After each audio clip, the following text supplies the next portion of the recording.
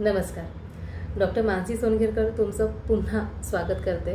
खूप काळानंतर मी video record करत आहे आणि हा व्हिडिओ खास GBSच्या माहितीसाठी मी हा व्हिडिओ रेकॉर्ड करत आहे.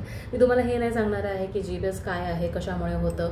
आय थिंक व्हॉट्सॲपवरती आणि इतर सोशल मीडियावरती बरेचशी माहिती आता सर्क्युलेट होत आहे.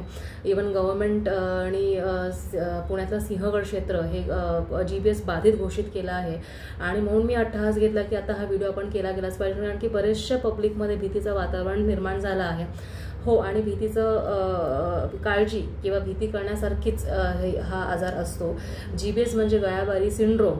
हा तुम्हाला मलाही माहिती आहे आता की कॅम्फायलोबॅक्टर नावाचा कॅम्फायलोबॅक्टर जेजुनाई नावाचा हा बॅक्टेरिया असतो, त्याच्यामुळे होतं आणि हा पाण्यामध्ये जास्त कंटॅमिनेशन त्याचं आढळलं आहे आणि म्हणून पेशंटला GBS नावाचा आजार होत आहे. तर याच्यामध्ये हा बॅक्टेरिया जो आहे हा मध्यतंतूंवरती म्हणजे नर्व्हजवरती त्याचा तो हल्ला असतो. ऑटो इम्युन रिस्पॉन्स असतो आणि त्याच्यामुळे काय होतं तर बॉडी पॅरलाइज होते. कमरेपासून स्टार्ट होते, लोअर बॉडीपासून अप्पर बॉडीपर्यंत जातं. अप्पर बॉडीमध्ये जसं आपण छातीकडे यायला लागलो तर रेस्पिरेटरी फेलियरही पेशंटकडे होतं.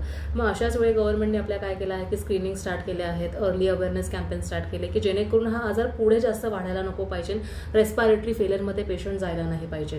राहिली गोष्ट पॅरालिसिसची, तर साधारण 6 आठवडे कालावधी असतो कुठल्याही आजाराचा. याचाही आहे 6 ते 12 आठवडे कंप्लीट रिकव्हरी तुमची होते.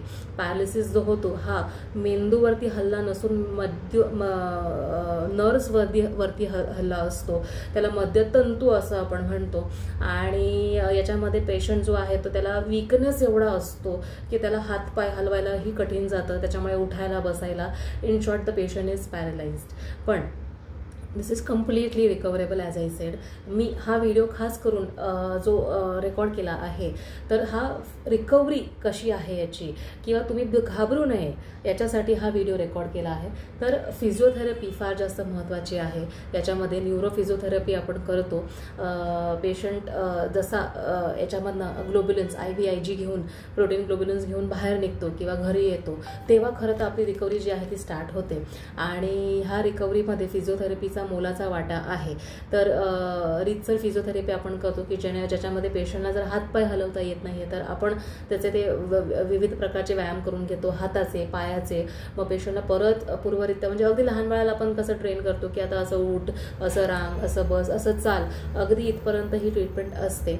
याच्या बाबतीत जास्त डिटेलमध्ये आपल्याला सांगता येणार नाही, कारण की पेशंट टू पेशंट डिपेंड करतं की काय एक्झॅक्टली वीकनेस आहे मसलचा. But yes, exercises super added by EMS आपण एक मशीन आहे त्याच्यामध्ये आपण मसलला एक्सटर्नली स्टिम्युलेट करतो आणि नसांद्वारे ती माहिती पोहोचवतो की बाबा जरी तुझ्या नसा इन्फ्लेम्ड आहेत किंवा इन्फेक्टेड आहेत आणि त्याच्यामुळे ती मुवमेंट होत नाही आहे, पण तरी पण आपण ते स्टिम्युलस देऊन ब्रेनला आपण ते एक फीडबॅक पोहोचवतो की मसल्स आम्ही काम करतोय, तुला जर येत नसेल तर इट्स ओके, पण आम्ही काम करून घेतो आहोत. आणि अशा प्रकारे बायोफीडबॅक मेकॅनिझममधून पण आपण पेशंटला ट्रीट करतो.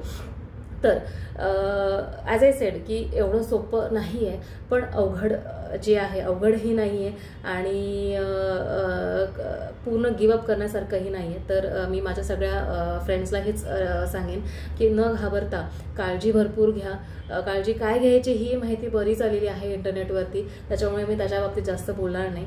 But we are there for you. Thank you. धन्यवाद. ह्या व्हिडिओसोबत मी एक पेशंटचाही व्हिडिओ अटॅच करत आहे. अगदी पेशंटकडनं परमिशन घेऊन मी हा व्हिडिओ पब्लिश करत आहे. जुना व्हिडिओ आहे, आत्ताचा व्हिडिओ नाही आहे. जस्ट टू टेल यू की पेशंटने रिकव्हरी कशी केली आणि एकदम सुंदर व्हिडिओ आहे, नक्कीच पहा. थँक्यू. एक दूसरे से करते हैं प्यार.